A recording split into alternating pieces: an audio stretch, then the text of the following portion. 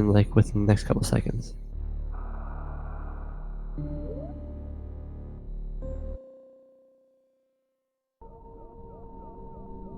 Wow, they're already like relatively synced.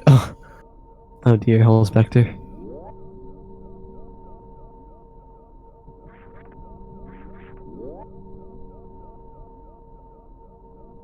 But yeah, helsbecter is the favor to win this match, so there's a good chance he'll win. You just like can grab their PBs because generally the seed isn't the best way of determining who will win and who won't. helsbecter has a 1 hour and 48-second time, and Zarby has a 1:18:18. So you know there's a pretty big difference there, but things happen sometimes.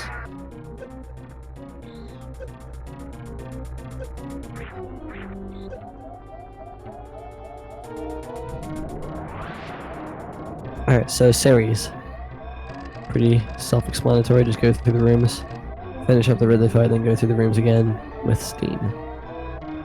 Nothing too complicated here. If you want to go for some crazy stuff, you can obviously work on, learning some of the RNG patterns of the steam and adjusting to that based on what you see. But in general, it's kind of just very simple. Just go through the rooms and make your way out as fast as you can.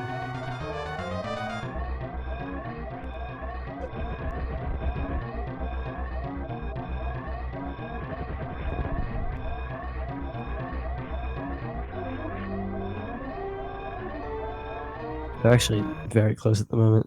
It's interesting.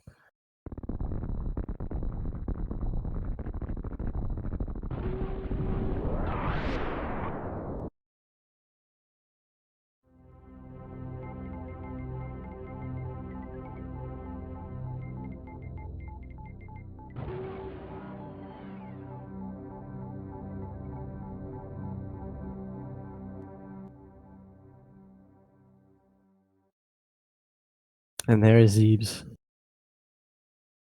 Last time I said that you don't call it anything but Zeebs. But I'll admit, I'm a little guilty of calling it ZBs every once in a while, every now and again. But nothing else. I call it Zeebs and ZBs. But that's kind of just because I've conformed to society. Everyone else says it like that. I kind of just do it out of sheer, not paying attention to myself talking. Anyway, this early game part is very similar to the series. Very standard. Just go through the rooms as you would expect, and try and do it as fast as possible with some caveats along the way. Coming up here is one of the first caveats. These platforms in the pit room are a bit of a pain to jump onto without missing and landing in the pit like that. No pitless is.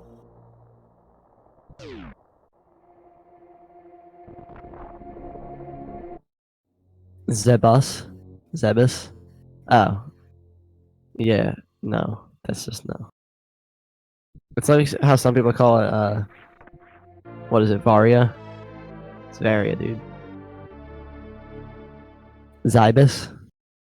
That's pushing it a little bit. You're just getting two. Or maybe you're saying more like Zibus.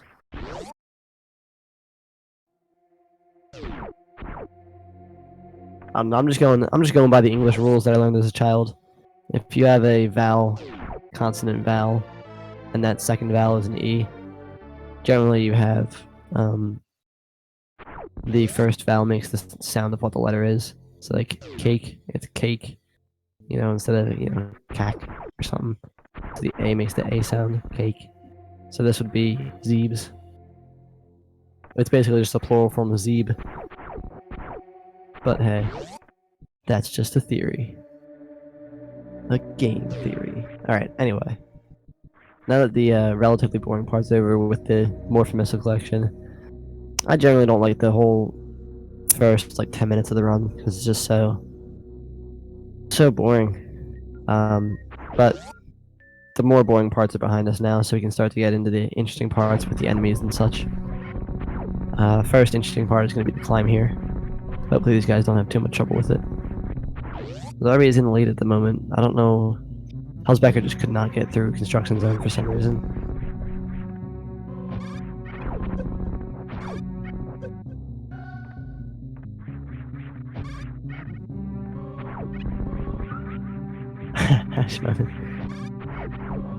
Looks like Helsbecter's kind of... He's doing like a more standard type of climb. He's kind of just going up the way you would see like a new player go up.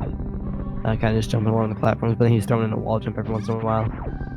It's kind of like a slower version of West Side Climb, basically. But it was nice and safe and consistent. He's made it up faster than Zarby because of that. Whereas Zarby's doing a more orthodox strat, which is going up the right side, which is a little bit more challenging to most people. Zarby's PB is 1:18:18. helsbecter's is 1 hour and 18 seconds. So Zarby has the better PB here, and he is the favorite to win.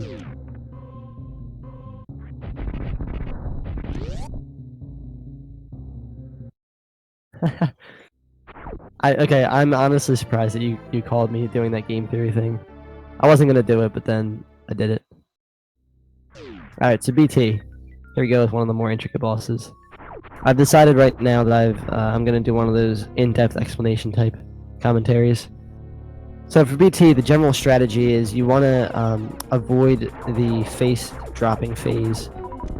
Not really at all costs, but if you can. So the optimal way to do that would be, well, I'll start off by saying that he has 800 health, alright? And each shot does 20, each pea shooter shot does 20, and each missile does 100. So the optimal method would be to five pea shooter shots right at the beginning, and as you're forcing him to jump back, you shoot him 5 times. Then he'll throw some of those balls at you, shoot them, grab some missiles, but not all of the missiles, just enough to get 4 of them. Then shoot him with 4, so that'll bring him down to 500, like 500 damage. He'll have 300 health left. Then what that also triggers is a little explosion phase where his stomach explodes. That gives you time to jump up and grab the other missiles while he's not doing anything. Usually he'll be doing some swipes and stuff at this point. So you grab the other 3 missiles, then you shoot him, or you grab at least 3 missiles, you shoot him with those 3, and then he should be dead. And BT is triggered to drop his face. You know, that face break animation that I mentioned before. He's triggered to do that once he gets below 100 health. So as long as you drop him from 100 to 0, he'll just die immediately instead of doing the face droppy drop. Oh, you guys want me to be nice this time? Alright.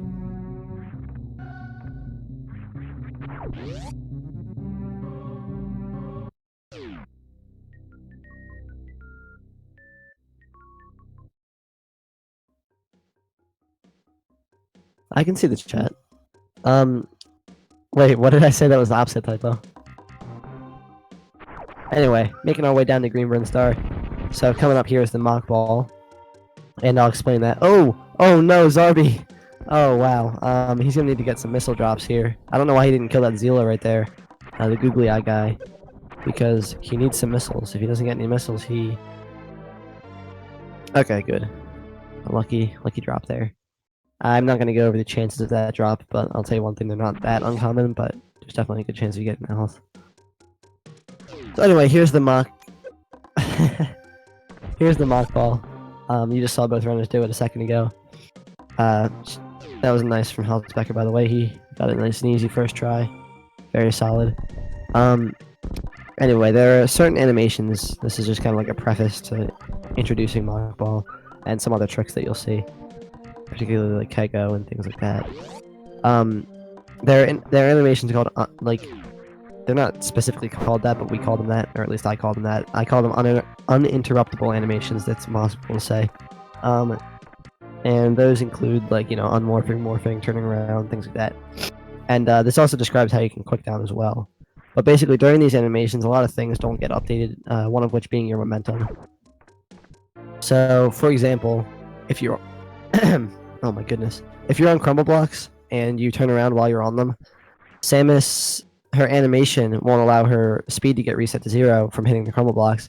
And so what'll happen is the crumble block will go away while you're turning around. And then as soon as it's gone, you'll just shoot downward with the same downward velocity that you had before, and a little bit more since you have that acceleration.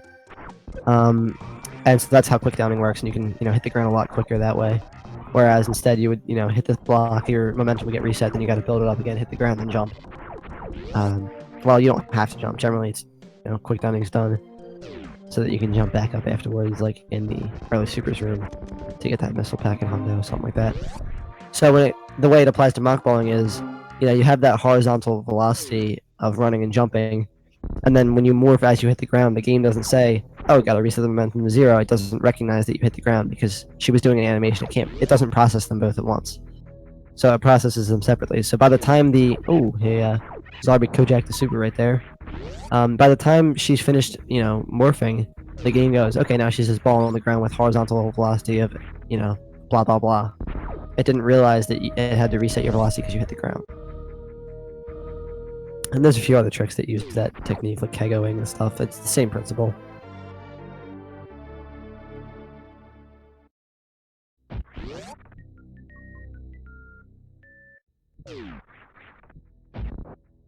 Yeah, Helsbecter has the better PB. How often are these races? These races are very often at the moment. Oh, you mean the tournaments? So far, this is the first one. Shoutouts to Straveris and Fiesel for organizing this. And I know there were some other guys helping out Stray, like Anaconda and Balthazar and some of those dudes. So definitely shoutouts to those guys. They definitely earn a lot of my respect for this. Not that that's worth anything. Anyway, here we go with the crate entrance. This is technically a sequence break, but it's not too major. I feel like it's hardly considered a sequence break if you're abusing a mechanic. You're not even abusing a mechanic. You're just using a mechanic that the game puts there for you. Like, obviously, early supers is a sequence break, but this is kind of just like a tactical advantage on a playthrough, since you already know. Something to note here is Helsbecter did collect early Spazer, or not early Spazer, just Spazer in general. I always say that. So that put him a good bit behind Zarby because of that, but it looks like he gained that lead back up. Also, Helsbecter has some trouble with the Kraid's entrance at the mouth. But yeah, this is the first tournament of so far. Hopefully there'll be some sort of a yearly thing. Also, this sync of this run is pretty nice. They're seconds apart from each other.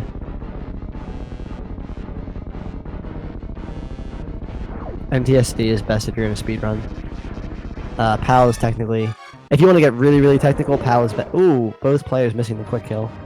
If you want to get really technical, PAL is better because it just has more tricks and more availability.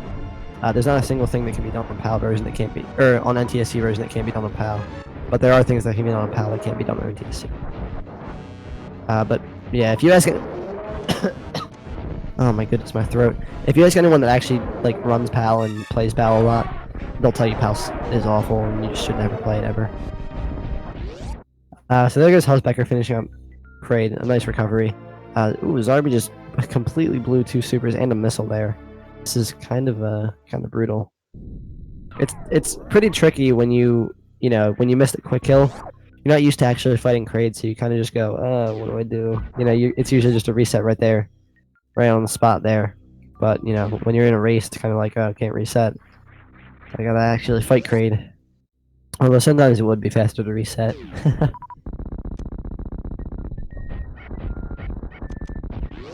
Okay, fair enough, Shrimon. It's a sequence break. I mean, but we can never know what they actually intended. A happy incident. Japanese and North American SMs are exactly the same.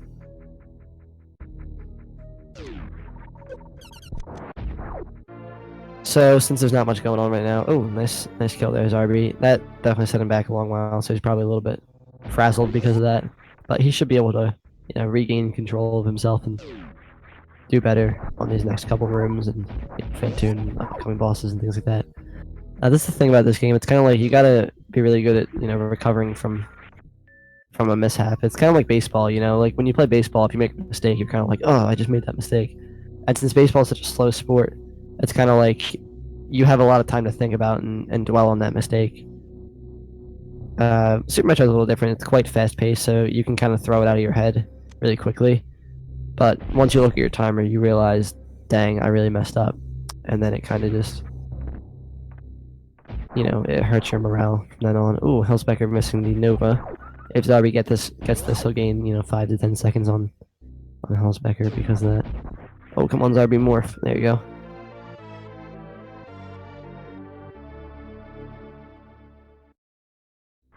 That is incorrect, Shremen, but nice guess. As of recently, with some new findings, it is possible.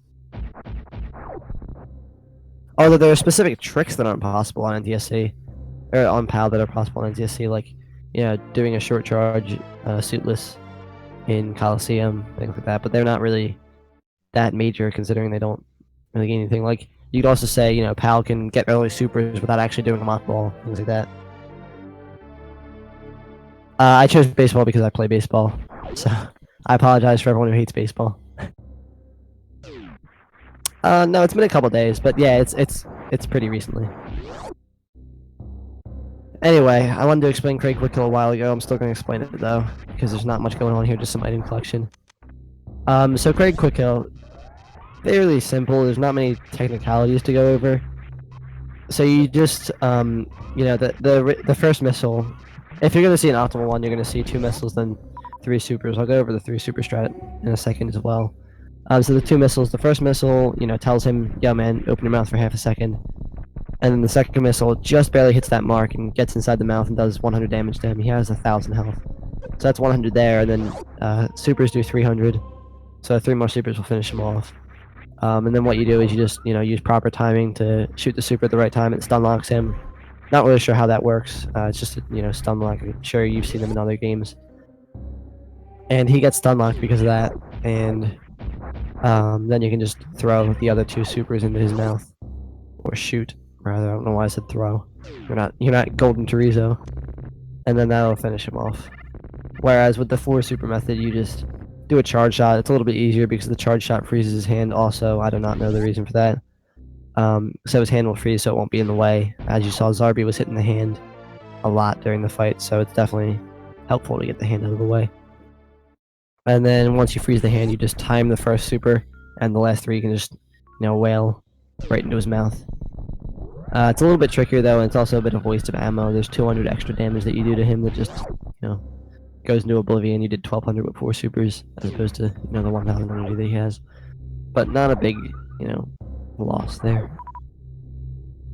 Yeah, toss him in his mouth, just like, here you go, Craig, boop. It's like C4 or something. Hey, come on now, baseball's not bad. Exactly, Static, exactly.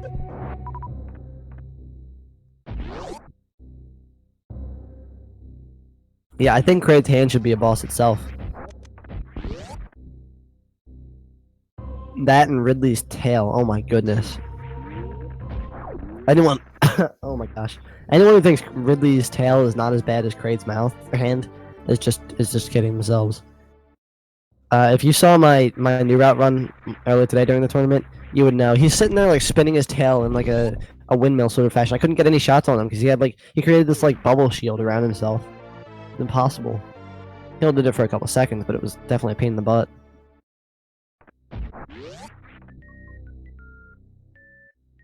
Yeah, you're definitely thinking about NASCAR. No, I think baseball is more about chewing tobacco, right? Like, or at least back in the day, like every player was chewing tobacco.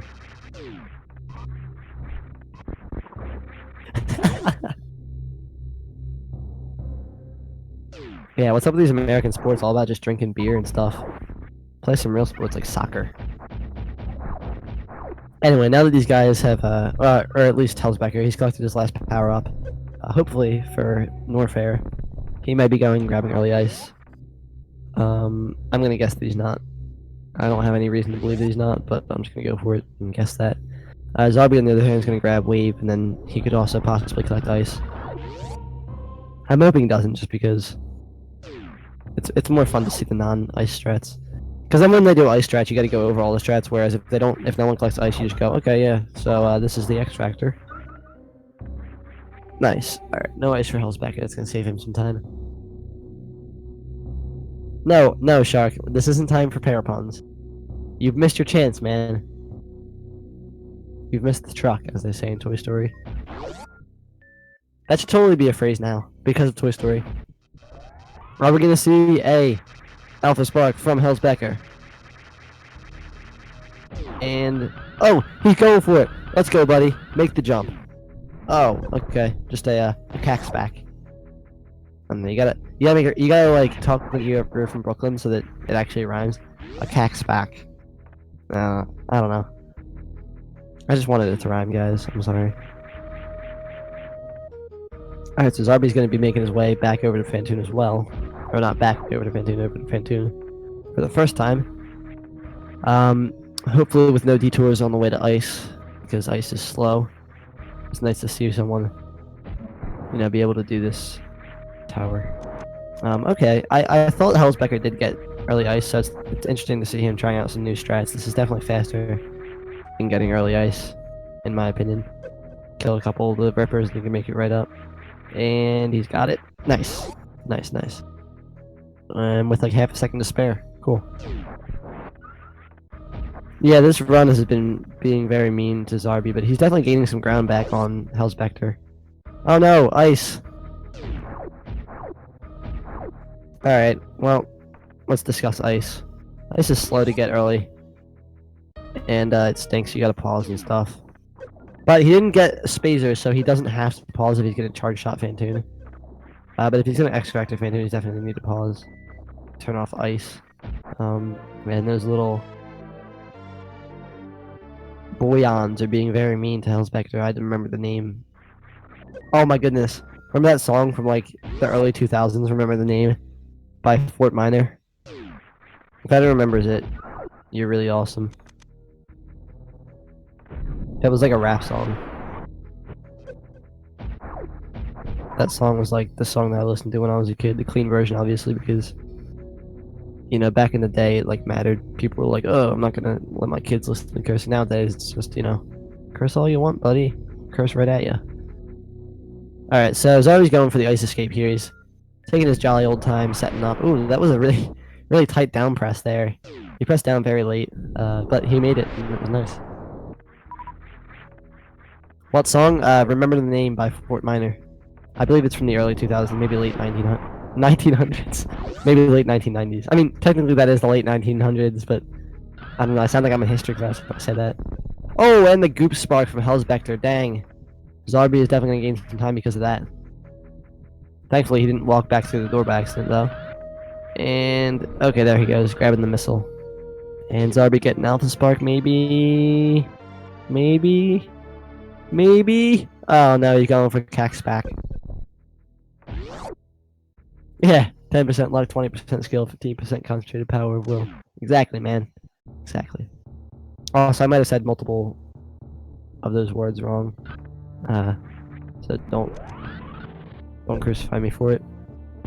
And Zarby's picking up the energy refill. Definitely not taking any risks here, taking any chances. He's grabbing early ice, grabbing the refill. Only safety he didn't grab so far was the Spazer. Also, something that's sort of note. I didn't really note it because it's too you know, not super high tier players. So obviously this isn't going to be that uncommon.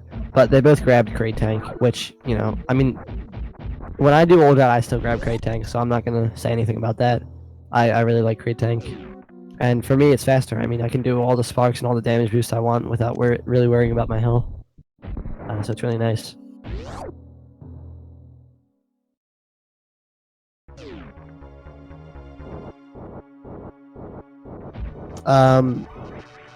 You know what? G-Dub base? I have no idea. I don't really keep. At the time, I hadn't really been keeping up with music and its technicalities. I was only like 10 years old, so I don't know. Looks like helsbecter's going for the Fantoon charge shot method. Most of both these guys will be doing that actually because, well, I don't know. Zarby might be going for the. Ooh! Oh, that was beautiful. I like that, Zarby.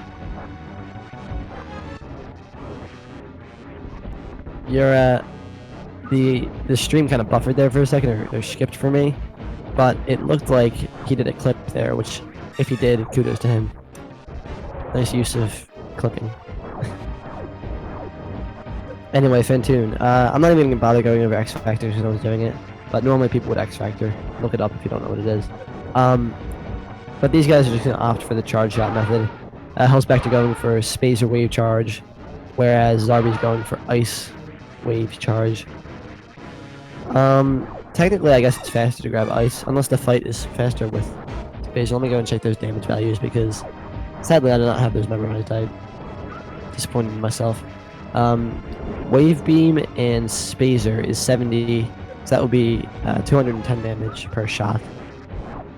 And Ice and Wave is 60, so that would be 118 damage per shot. So it is faster to use. Oh, come on, helsbecter. You don't want to die. Trust me. You got this, buddy. Oh, 2 more hits and he's dead. Come on. Shoot him. Yes! The clutch. He's going to get health bomb, but it's not a problem. Nice. Let's get some pog champs in here for helsbecter. That was quite intense. I would tell you how many shots it is for each method, but I don't feel like pulling up my calculator or doing the calculations, so I'm not gonna. Nice duck.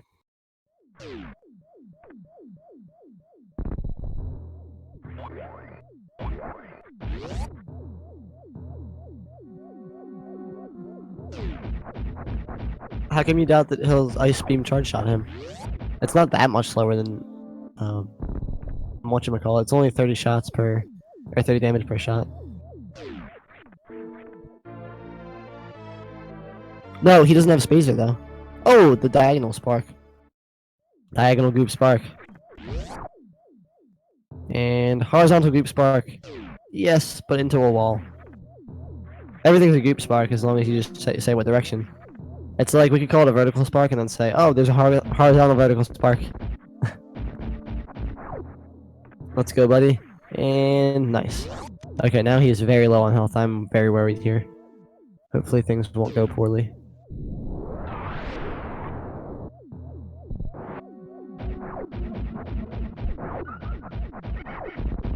There you go. Thanks, Drummond. Threshold was 300, so you're wrong. It does 180. But yeah, with Spazer it does exactly 300.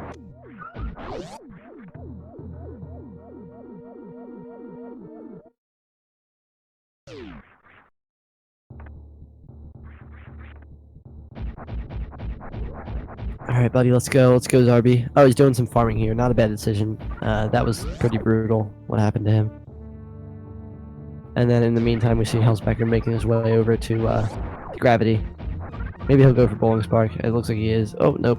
Just killed the guy for fun. Oh, hit the door. That's not good.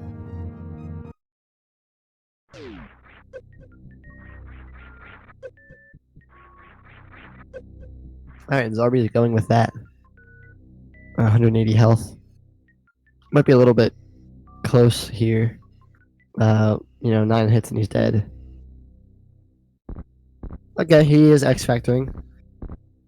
I don't stand corrected. I just was wrong about assuming that.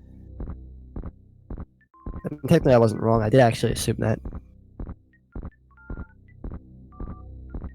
Oh wait, this doesn't look like he's doing X-factor. I don't know, maybe he's just doing obscure X-factors.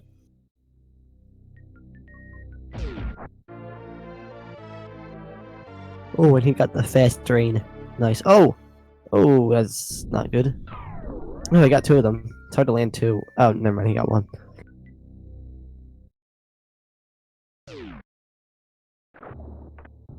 No, no saving. Savings for chumps.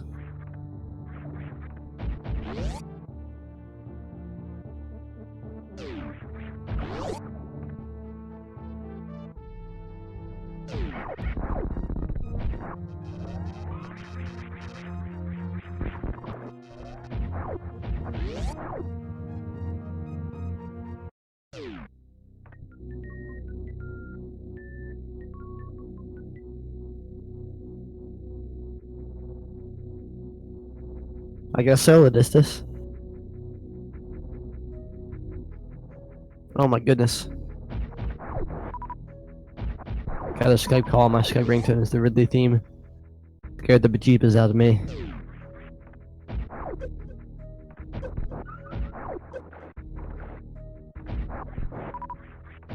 If you want to save, just do, what is it, puzzle number 36, Seeing 2020. I believe that's the one. Now let me confirm my suspicions. Also, nice fight there from Zarby. I believe it was slightly faster than helsbecter's, but I can't be positive.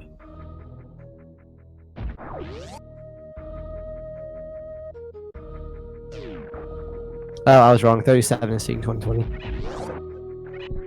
But yeah, do that if you want to save. The goal for that puzzle is to save at 20 save locations.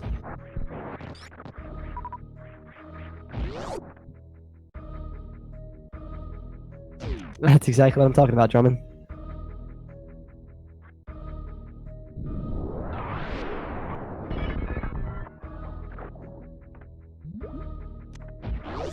Where the save stations are? Yeah, I could name them all for you.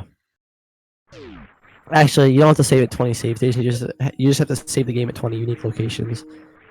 So for the terms of that puzzle, that would include the default series save, the default save after series, and the default save when you land as the ship. And then from there are 21 saves. Or no, what am I talking about? There's 20 saves on ZBs, including the ship. So from there are 19 saves. And because you got those 3 before, you can actually skip 2 of them. And the way that I did it was I skipped the 2 saves at Torian, so I didn't need to go in there. But yeah, I mean, there's 2 in Torian, 3 in Meridia, or 4 in Meridia actually. I always forget the bottom one is still part of Meridia. 4 in Meridia, a lot in Prince Star, like maybe 5 or 6. Maybe I'm just completely wrong. There's at least 4, I know that. 5. So yeah, 5 or 6. 2 in Lower Norfair. Or actually 1 in Lower Norfair. Like 4 or 5 in Norfair. I could list them all, I don't feel like it. I've already said too much. There you go, Drummond. Sending that link. Shoutouts to Foos, that's an awesome puzzle. Alright, so Zarby's making his way over to bowling at the moment. Gonna grab Gravity. Best suit in the game, aside from Power Suit. And helsbecter's making his way to Botloon. 0 power bombs, so he's probably getting a charge shot. I'm not sure if he was going to X Factor anyway. Then he's going to make his way to Dragon. He did grab the Crab Supers, so that's 1 boss down. Crab Supers is probably the hardest Meridian boss. Just ask Typo. And here we go with Botloon.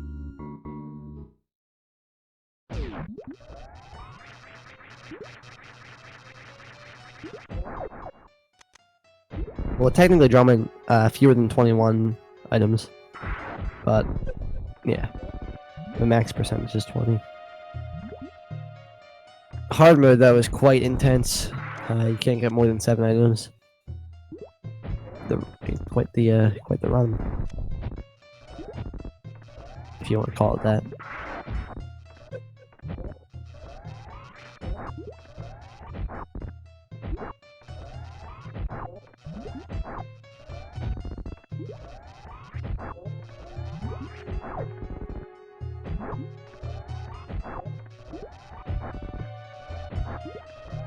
Man, Botloon is really giving helsbecter some trouble here.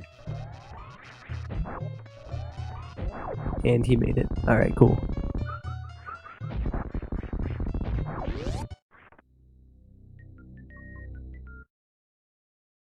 And now Zarby's gonna make his way down to Meridia in the meantime. And helsbecter's gonna head over to Botloon, or Dragon. Oh, looks like he's skipping Botloon tank. Oh, never mind. I am incorrect. Maybe he was gonna collect it. I decided not to. Yeah, 7% is quite difficult. You need to do some crazy stuff to remove your missiles from your inventory and stuff. It's kind of stupid.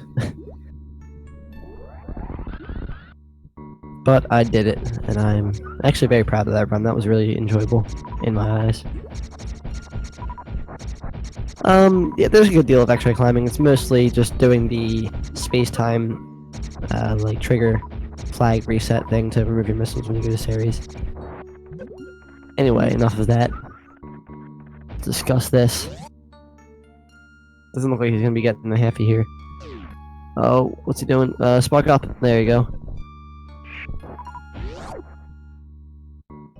Well, Zarby is gonna probably gain some decent amount of time here off of helsbecter's mistakes. Hopefully he doesn't make too many mistakes and that'll gain him a bunch of time on helsbecter.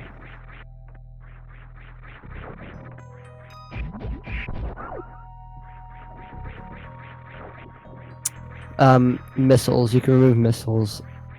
Other than that, you can't really remove any of the other items. I mean, okay, if you want to get really technical, you can remove percentages by collecting like 30,000 or something like that, or like 15,000 packs of the item, and that'll do an overflow as opposed to underflow. Some of you may know of underflow. Does an overflow, and you'll flow back to your max. You'll flow all the way around. Your max will be 4, and from there, the game counts percentage at the end of the game. And so, like, it doesn't calculate at all. Like, you could basically, like, you're not gonna find a check that the game does for percentage. It just doesn't check it until the end, and it just adds up your maxes. It says, okay, max divided by 5, and then max divided by 5, and then that number plus number of E-tanks, number of major items, etc., etc. And so, and since the game rounds downward, you would have a max of 4 divided by 5, that would be 0.8. Rounds downward, that would be 0. Which makes me kind of think that's the reason it rounds downward, although Traveris and Feasel and a couple other guys were explaining the reason the game rounds downward. Which does apply to something coming up, and I'll mention that when we get to it.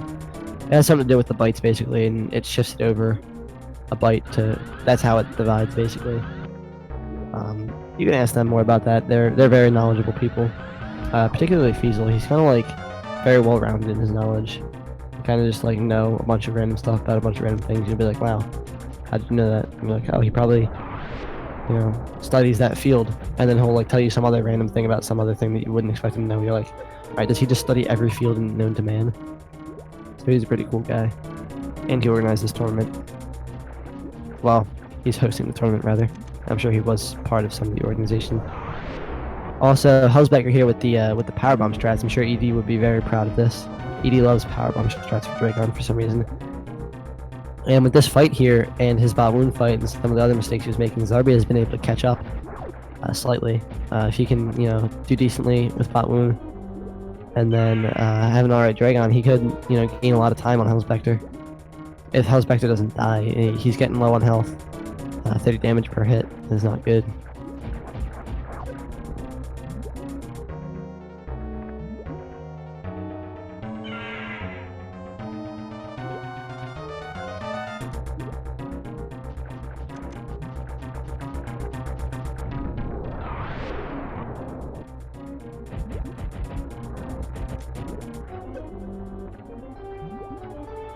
Oh, never mind. Feasel's really not smart. He just admitted to being wrong. So scratch that. He's not smart at all.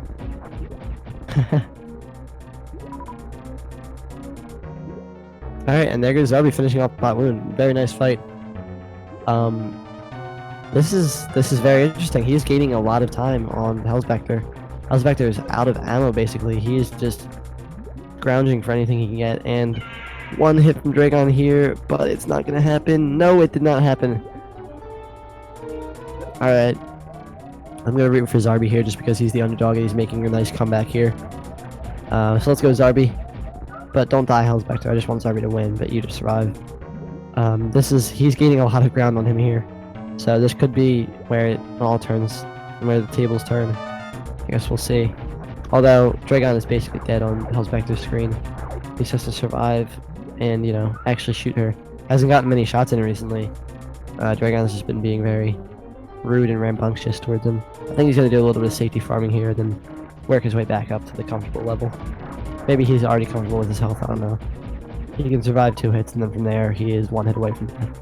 And now he can survive 3, and then he's 1 hit away from death.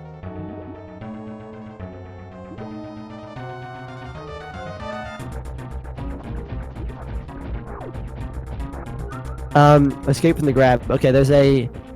Nice. Okay, there goes helsbecter finishing off Dragon, and Zarby close behind him now. He's basically gained minutes on helsbecter. So if Zarby has a decent fight, this could put him, within a minute or 2 minutes of helsbecter, which is a really nice time gain. And if things go poorly for Ridley, for helsbecter, this could be, all turned around. Anyway, Dragon. So if she grabs you, if you press any direction on the keypad, or the D-pad rather. 60 presses gets you out, and each press counts as one, obviously. But consecutive presses do not add up, so basically, it's actually every different direction that you press. So if I press left, that's 1, right? And then I press left again, I'm still at 1. That doesn't count as 1, you know, it has to be changing, ever changing. Oh, diagonal spark from Zarby. It's not his first time doing that.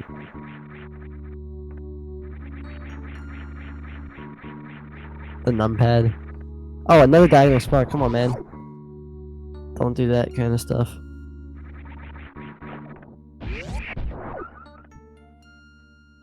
Yeah, I was about to say, Drummond, I was like, oh wow, face buttons work too? Because I know that you know your stuff, so I was like, oh, face buttons work, okay.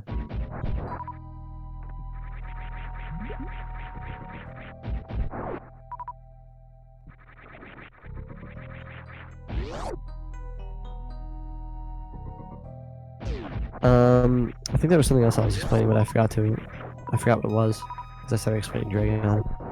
So, never mind.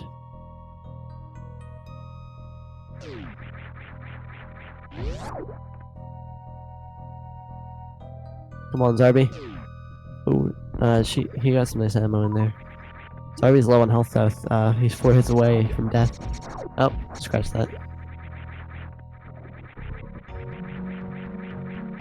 Wait, why did he take extra damage from that? Alright, forget it. I don't know how much damage Dragon does. Apparently she does 40. I thought she did 30. Whatever.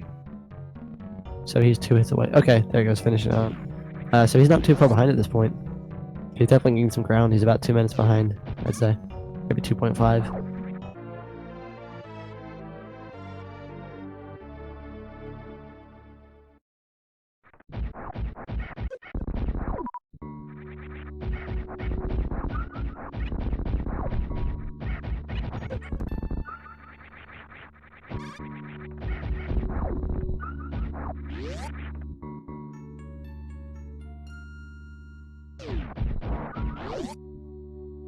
Oh, it's 160. I thought it was 120. Okay, thanks.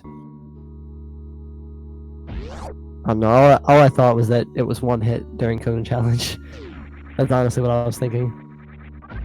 Looks like no Wampo from Zarby and an extra hit for free. That is not good. You never want to take free hits. It's called Power Suit, man. Get it together. Oh, I just remembered what I wanted to explain. So we haven't discussed hitboxes very much. Basically, I'm just gonna try and brush over this a little bit. Samus has different varying hitboxes depending on, you know, what position she's in. You can see all of this stuff that I've been explaining on task videos. They have a lot of resources there. So, you know, like for instance, when you're in spin jump, your hitbox is a little bit vertically smaller than when you're just standing there. And when you're aiming down while in the air, it's even smaller. When you're morphed to the smallest, you know, things like that. And when you land in the sand, Samus...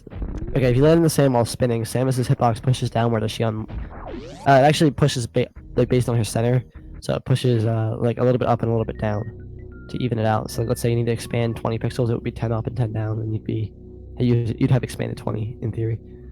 And so the way it does that is when you land, you know, you land in the sand, and then you get pushed into the sand a little bit, so then you're kind of pushed downward. Whereas if you break your spin when you land in the sand, you'll just land right on top of it, and you can jump right immediately. Shout outs to Total for teaching me that when like I was very, very early on learning this game. I was doing ice boots. And I was like, whoa, that guy's really smart. Yeah, the only thing gravity doesn't do that Varia does is it protects you. Varia protects you from rainbow beam damage, cuts it in half. Otherwise, yes, gravity suffices as a replacement for Varia.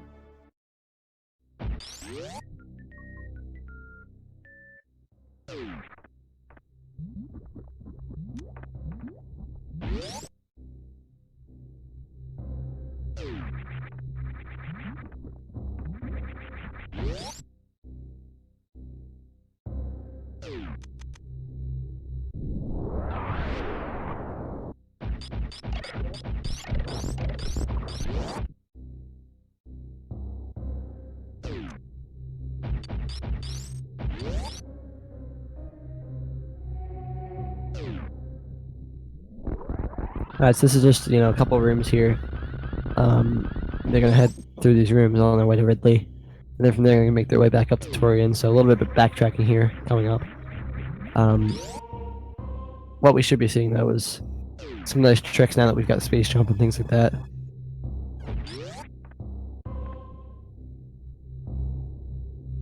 Exactly, Drummond. Yeah, definitely listen to Drummond, guys. He knows what he's talking about. Anyway, they're gonna make their way down to Ridley, then make their way back up to Torian. But with space jump, you're gonna see some cool strats that you wouldn't really see in your route. Looks like helsbecter isn't going for it, but there's chronic boost that you can do in this room. It's a damage boost that sends you all the way to the bottom of the lava pit. This lava pit right here. He's opting for the rather safe pseudo screw method. Pseudo screw allows you to go through the flames and then just space jump up, as expected by the game. You can traverse Meridian without gravity. Tass only needs one item to make it through Meridian without gravity. Like, I mean one item, aside from the standard, like one special item.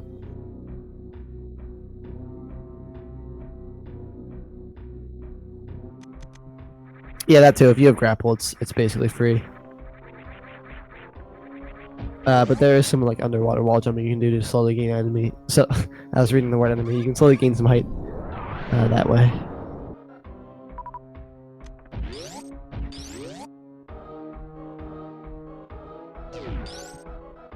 If you want to see some awesome Meridian traversal, check out X Ice.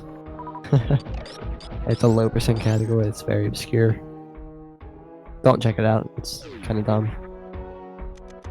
Oh, helsbecter forgot to select power bombs. Yikes. Didn't even go for fast pillars. You won't have it.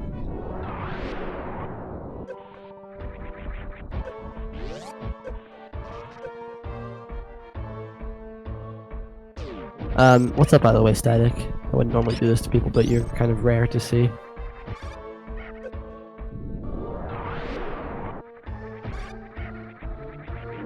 Alright, worst room of the game. Let's go, helsbecter. I missed the good part of it. And there he goes with the easy part. Cool. And in the meantime, we have Zarby entering lower north here, so I mean, things are pretty close here. They are not too far apart, considering Zarby's PB is significantly slower than helsbecter's by like 18 minutes. Oh! Nice dodge there, helsbecter.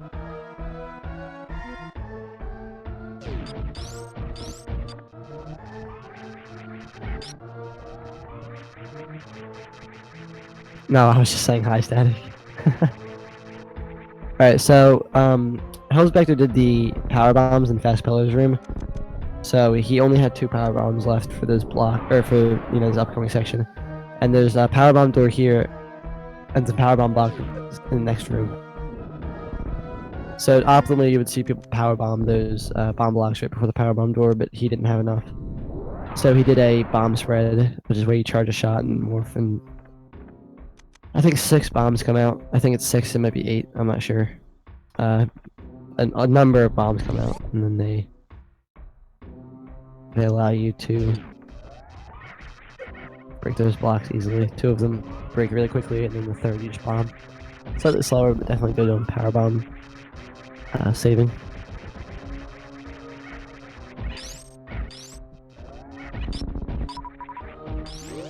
Starting to get a little lackluster here. I'm getting tired, but I will keep going because my fans need me. Isn't that right, guys? It's 5. Okay, I'm done. I knew Drummond was gonna correct me.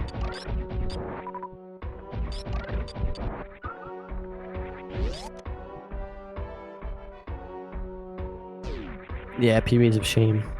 Shame on you. Shame on you for not managing your power bombs properly. Or at least paying enough attention to it.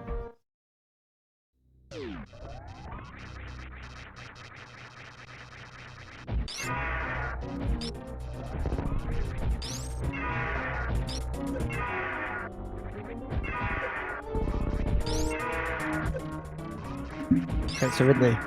I'm not gonna go too in-depth into his AI, although I could if you wanted me to. Or I couldn't go very in-depth, but I could go mildly in-depth with some weird techniques and stuff, but I'm just gonna go over the basics.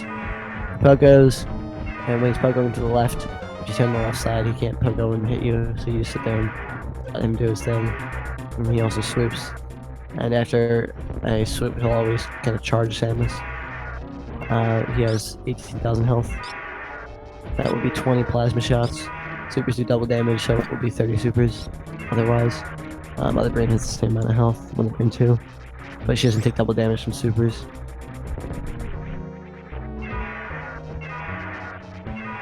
There's another bomb spread. And Zarby's making his way to Ridley as well. Looks like Ridley's dead at this point. Also, something to note, Ridley does not die on his own once you kill him. Well, he does, but it takes a while. I'm not going to go in depth with it. I will. Alright, so it's RNG dependent, but it's also like kind of fixed. It's RNG fixed, basically. A fixed number is generated based on RNG, and then after that many number of swoops, so Ridley will just keep playing out like normal, and then after that number of swoops, it's RNG determined at the point of him hitting 0, I believe. After that number, he will just die. But the thing is, you can get like some pogos and stuff where your number can be like 9. So you got a bunch of pogos in between, it'll just be super slow. But if he grabs you, he just dies. So that's the optimal way to do it.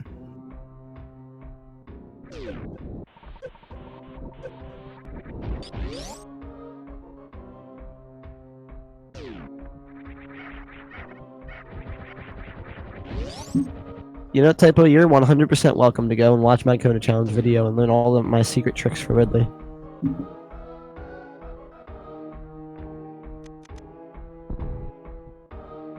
And now we've got Zarby fighting Ridley. So these guys really aren't too far behind. Also, I think I missed a high five. Dang.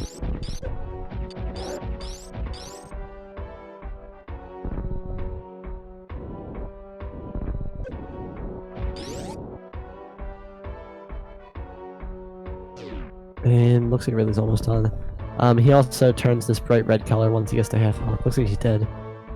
He's gonna want to get grabbed here. And there he goes. Nice. This could be a PB for Zarby depending on how much trouble he has for Zeb skip. That was not self-promotion. I was reaming him out for reaming me out.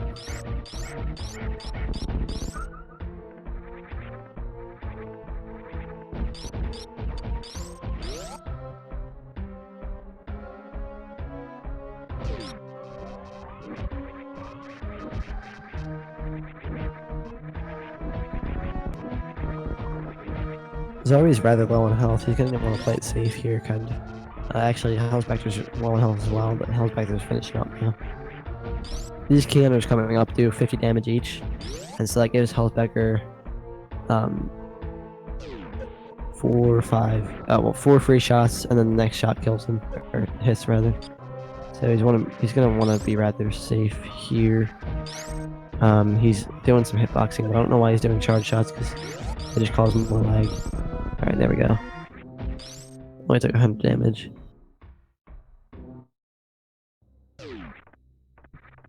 Alright, that was just mean. I died to Dragon. That was a tragedy. You don't need to call me out on it, man.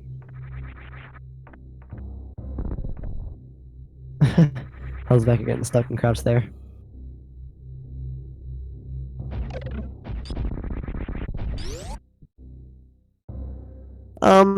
Kind of actually. Okay, so Ridley has multiple phases. I didn't want to go this in depth with him, but the question was asked, so I must answer. Ridley has multiple phases. I believe after taking 3,500 damage, he will begin to do swoops. Otherwise, he can only pogo and shoot flames, and kind of like chill and charge Samus. But normally you'll just see mostly pogos. After that time is up, he will start doing swoops. After he's halfway, he'll get faster. After he only has a quarter left, he'll get even faster. And then he will die eventually. So technically, yeah, doing it faster does make it a little bit harder. But, you know, you can't avoid that difficulty. You gotta face it at some point. Was it Gibbs' fault? Did he, like, say anything?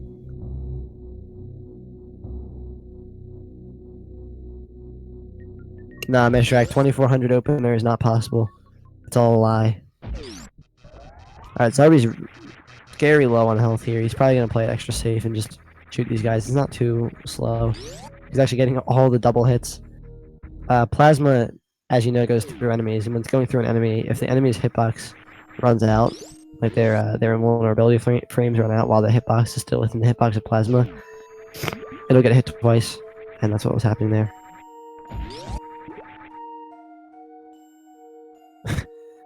Oh yeah, I heard you guys saying that in chat about how he doesn't even need to say anything to jinx people.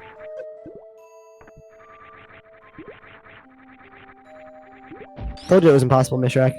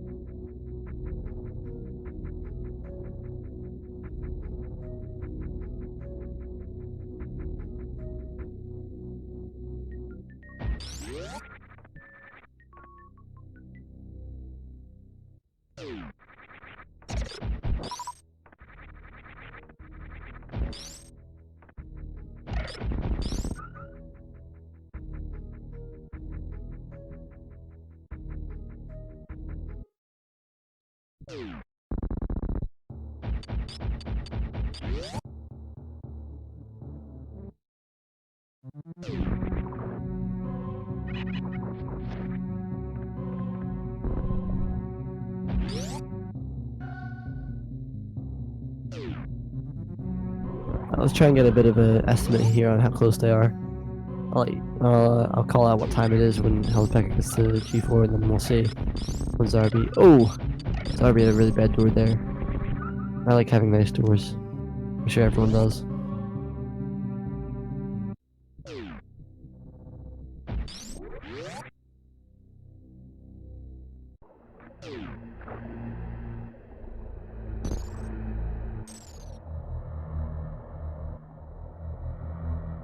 I wasn't paying attention. I'll just check the restream. So we hit the door at 57:01. We'll go by that.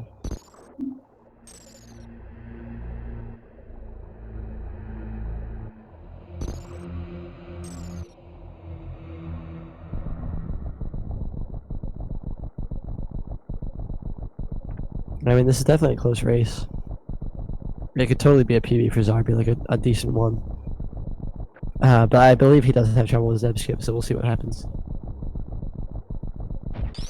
Like a nice wood grain. What do you even? I don't know what you're talking about, man.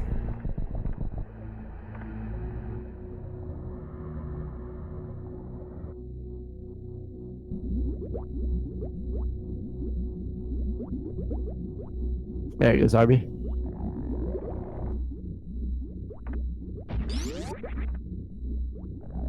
Looks like he's gonna be about like a minute and a half behind.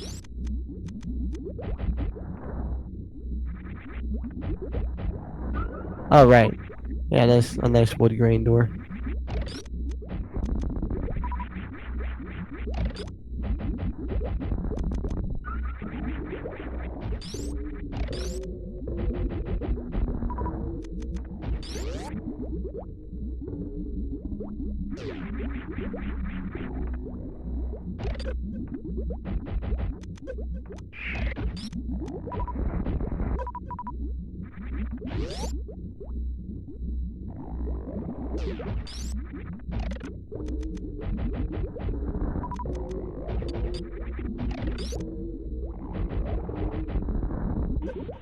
Yeah, about 130.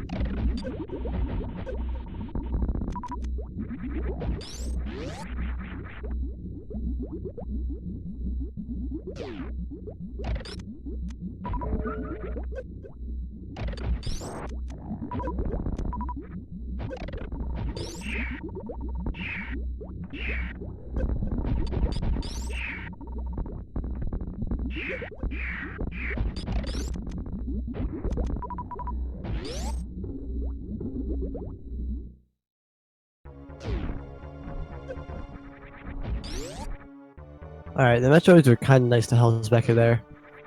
He's full on ammo, but really bad health. He's gonna have to hit the energy refill. So he's not even gonna bother going for skip, I don't think. Yeah, it looks like he's not bothering.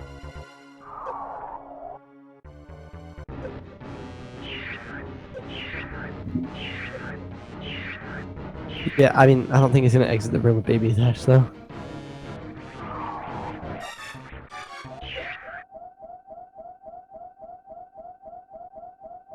And he turned to the right. Good boy. Did you actually think I said health inspector?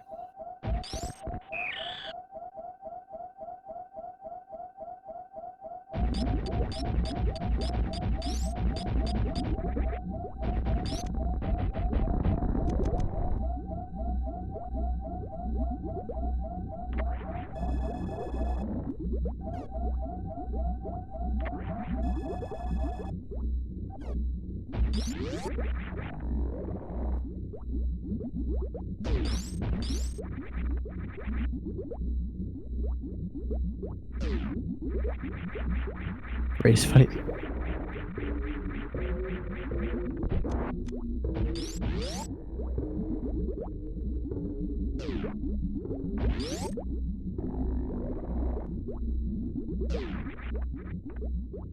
Helsbecter is saving, so if Zarby doesn't gain some time here, that is the end.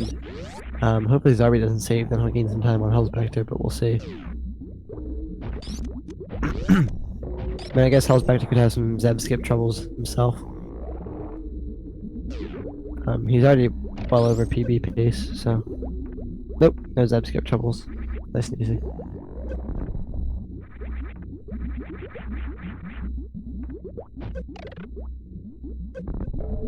Bombing into the hole like a pro.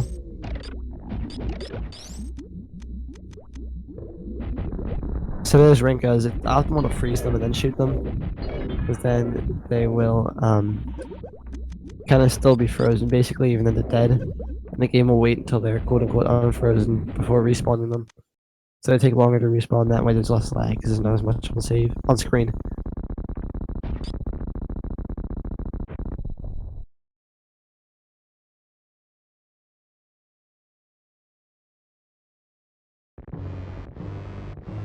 Alright, so helsbecter is fighting Mother Brain 2 now. Very simple, just 20 shots in the face.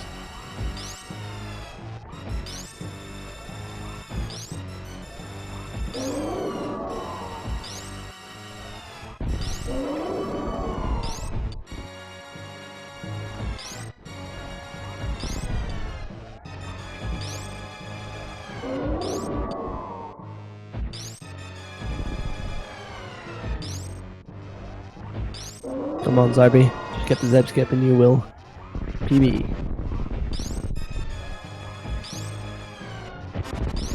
Oh, come on. So the key here is to not get too much jump height. I can kind of go over the way it works. Basically, Samus aligns to frozen enemies. They kind of have priority in alignment as opposed to walls. The thing is, though, there's an enemy right there that oh, he almost had it. Oh, nice, nice underground. Nice, he got it. All right, this is PB for Zarby. Looks like it. Looks like it. Also, helsbecter finishes up Mother Brain. Anyway, when you align to the enemy and he's 1 pixel away from the wall, you'll align to the enemy instead of the wall. But since there's, you know, the enemy, the Zeb, right there acting as a wall, you need to kind of get in that small section that is between the ground and the Zeb so that you can kind of actually align to the enemy. Otherwise, you'll just align to the other enemy, the Zeb, and you won't be through the wall. So you got to do a small jump there. You don't want to do a big jump because you'll have too much downward speed. You won't. It'll literally be impossible to fit into that slot without Samus touching the ground because her speed will be so high. So I'm sure Zarby's a little bit frazzled at the moment. Actually, I believe he had multiple race PBs and he just didn't update his DOT. Is that correct? Check. I'm gonna check his SRL PB.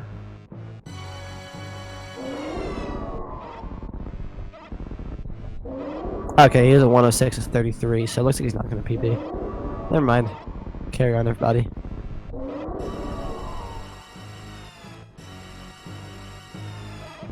Exactly, Captain Duck. The reason you need to get her is just so that you can, you know, simply jump through the Zeb.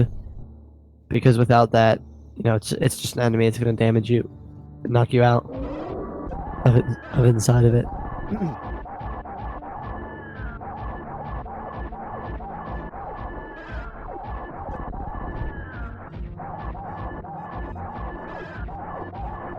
More like saving the animals is automatic DQ, am I right? Alright, pretty decent MB3 there for helsbecter. Perfectly at 299 health.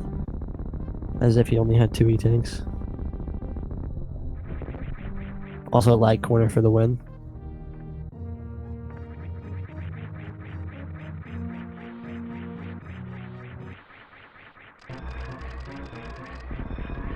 Alright, let's go helsbecter. Let's escape immediately, as the game says.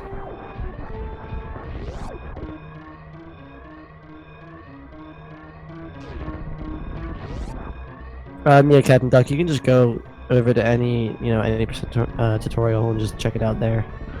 Even some 100% one, or well, 100% ones have it too. The Sweet/Wild Anaconda one has a really good in-depth explanation of the various methods of doing it, with and without ice.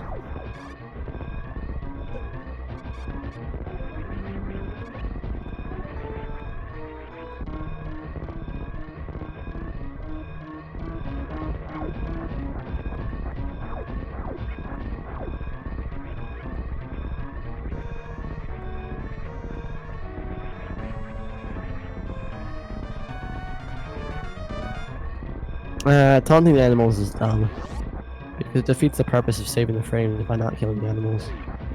I'd much rather just... I mean, I might taunt the animals by, like, pretending they're morphed into the tunnel and then immediately not going into it. It's lost. It costs, like, 2 seconds or so. But still, there's no point in doing that.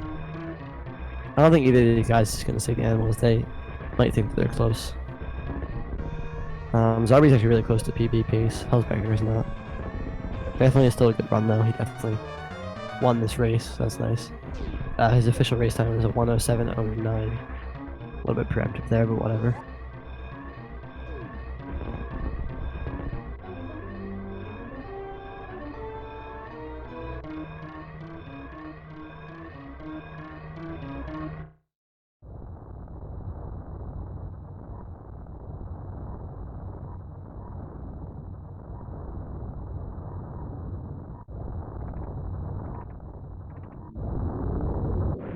Edu saves them as well. Edu 207. He isn't in the tournament, but he's really awesome.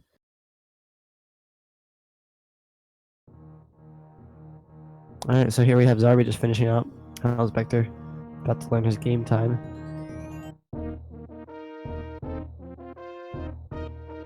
Oh. Won't die, Zarby. Man of 50 game time. Oh, not quite sub 50 there. Dang.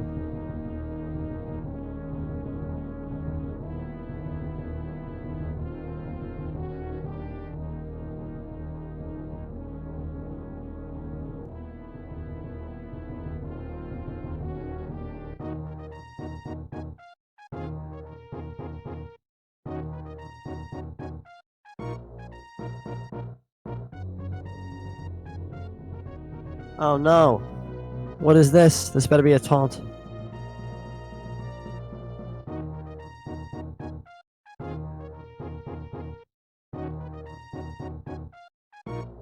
Yeah! Yeah! Woo! No! I hope he dies if he saves them. Oh, kill yourself in the room now. Yes, kill yourself. No!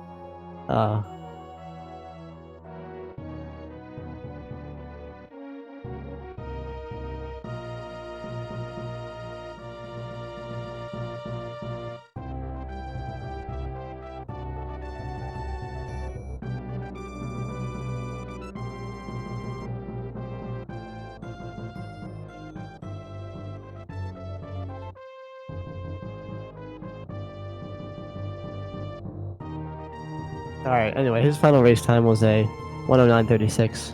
So only like 2.5 minutes off of helsbecter. Really nice, considering their PB difference.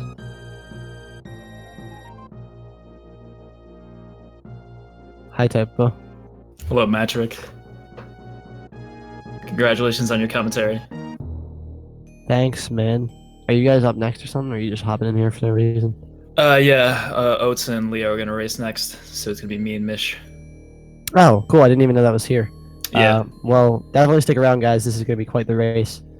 and quite the Indeed. commentary. Indeed. All right, see you guys later. Thanks for watching, everybody. Remember to stick around for the next match coming up in a few seconds. All right, thanks, Patrick. So yeah, we got quite the race here. These are going to be the number 1 and I believe number 17 seeds in the tournament, part of Group Wave. This is Oats and Goats versus Leodox. One runner doing new route, one runner doing old route. Oats, of course, as you know, is tied for the world record with Zost, down to the second for a 42.10. Leodox, a great runner in his own right, has a 46.46 on old route. So we are looking forward to a great matchup here. I'm not sure if Mish is in here yet, but yeah, I'm here. Sorry, I was just listening to you. Hey Mish, how's it going, man? Good, dude. How about yourself? Pretty good. Also, hello, chat. All right, thanks, Patrick. Yes, hello, chat. So, yeah, we're just waiting for the credits to finish up here, and then we'll switch on over to Oats and Leo. Yeah, Leodox just got that. Leodox. Leodox just got that PB not too long ago, maybe less than a week ago or so. Yeah, he's been grinding out practice, and he got a really nice run. I think he's pretty happy with it. So, yeah, congrats to him on the 46. And, of course, we know that Oats has been grinding for the sub 41 for some time. He may be taking some safer strats here, possibly maybe 4 E-Tank to make the run a little bit easier. It would be interesting to see what Oats does. Right. Didn't he run... if I'm not mistaken, I think he ran an old route for a different match. Obviously, he won't be doing that here, or at least I wouldn't expect him to. I know that Zost ran the hybrid route, and I think it might have been Oats that ran the old route, yeah. Yeah, I'm pretty sure Oats ran old route. Yeah. For at least one race. Oh yeah, we can see the 2 runners are practicing now, so... This is actually for the top spot in this group, so both of these runners will advance. But the winner of this match gets the top spot. So if Oats won, they would be tied at 3-1, and Oats would have the tiebreaker between him and Leodox by virtue of winning the match. And if Leodox wins, Oats will be 2-2, but he owns the tiebreaker also for the other for Vertex, who also has a 2-2. So he'll advance either way. Vertex did an excellent job, but it's hard to compete against the top seed. But it's a lot of positioning. It can mean the difference between facing a top tier opponent and like somebody who's got around 46 or 47. So I mean it's a huge deal to win top seed, especially for runners who aren't as who don't have as low a time, I guess is the way to say it. Yeah. It's a big deal. So we are just waiting for the runners to ready up. They should be ready within a minute or two, and then we will start the race. We'll be interested to see the routes diverge. I don't think we've seen too many new route versus new route in this tournament. Most runners are sticking to old route, of course. We have seen a few old route versus new routes, so it's always interesting to see the differences and where they converge again at G4. And of course, there is the mother brain fight, which does take longer on new route. So there hasn't been any new route versus new route? I guess has there not? I'm not sure. That's probably accurate. I mean... Oh, no, wait. I remember Banana and OST. I believe they both did new route. Okay, fair enough. Yeah. So that is one. I'm not sure if there have been any others.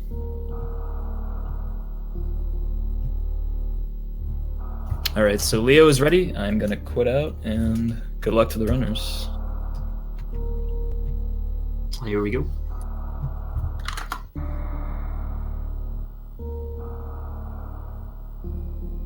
No, Oats will advance regardless, because the tiebreaker is a heads-up match between the 2 runners. So the median time affects the seeding for the next round, but it does not affect tiebreakers unless